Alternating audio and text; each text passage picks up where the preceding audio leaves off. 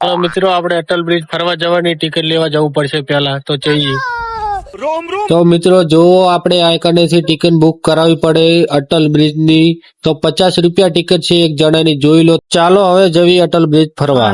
તો મિત્રો આપણે આવી ગયા છીએ અટલ બ્રિજમાં અમદાવાદમાં ફરવા। તો આ રહ્યો અટલ બ્રિજ, ચાલો આપણે તેમાં ફરવા જઈએ। તો મિત્રો આ ચાલુ થઈ ગયો આપણો બ્લોગ વિડીયો। તમારે ફરવા આવવા માટે આ જગ્યા બેસ્ટ છે।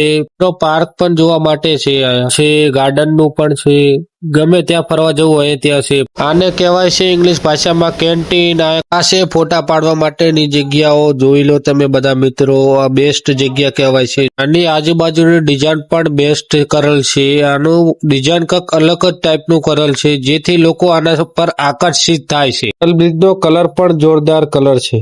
હવે આ અટલ બ્રિજ ના પાછળનો ભાગ છે, આ પણ સરસ ડિઝાઇનમાં કરેલ છે। ફોટા આયા બેસ્ટમાં બેસ્ટ, સારા ફોટા આયા કને આવે છે, વિડીયો પણ સારા બને છે। હવે આથી કે વચ્ચેનો ભાગ આ છે, આનો ડિઝાઇન પણ એક અલગ ટાઈપનું કરેલ છે, તમે જોઈ શકો છો। પેલું કાળું જે દેખાય છે તે।